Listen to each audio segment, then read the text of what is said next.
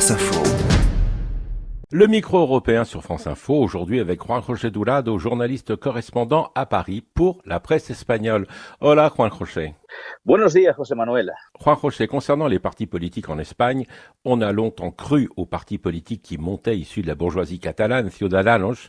Aujourd'hui, on n'en entend plus guère parler. En revanche, le parti nationaliste Vox donne l'impression de progresser. Oui, Vox est en train de progresser.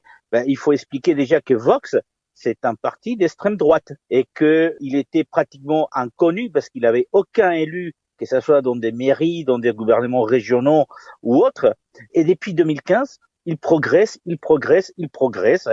à tel point qu'aujourd'hui, depuis quelques semaines, Vox est entré dans le gouvernement régional de Castilla y León, qui est une plus grande autonomie espagnole, le gouvernement de Castilla y León, où il y a eu des élections qui ont été gagnées par le Parti populaire conservateur, mais qui n'a pas eu la majorité absolue, et ils sont allés donc demander à Vox d'appartenir à ce gouvernement, et ils sont entrés dans le gouvernement régional avec 3 ministres. Vox, c'était un parti effectivement inconnu pratiquement en 2015, au moins il n'avait aucun élu.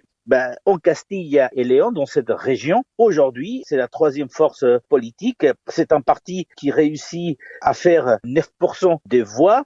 Il faut rappeler qu'en 2015, ils étaient à peine à 5%, à 5%. Donc, Vox est en train de pousser fort, et pas uniquement que en Castilla y León, puisque aujourd'hui, l'extrême droite en Espagne, ça pèse quand même 15%. On est loin des chiffres de la France, mais effectivement, encore une fois, petit à petit, l'extrême droite est arrivée, s'est installée et commence à grandir aussi en Espagne. Vox est issu du Parti populaire, les conservateurs. Comment expliquer cet engouement pour Vox ? Alors, le Parti populaire espagnol, il était hégémonique parce qu'il rassemblait dans un seul parti toute la droite, depuis les chrétiens démocrates ou le centre droit jusqu'à l'extrême droite.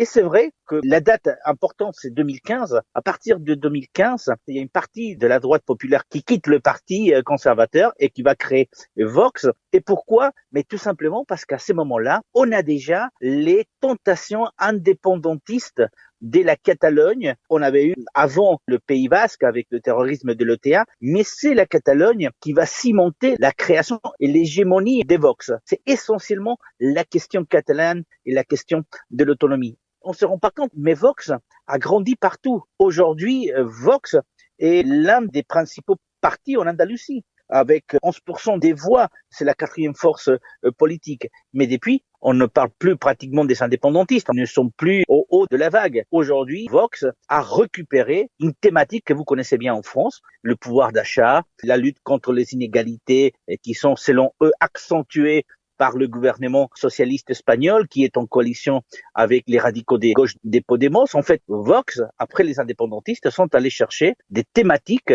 capables de continuer à faire grandir son parti.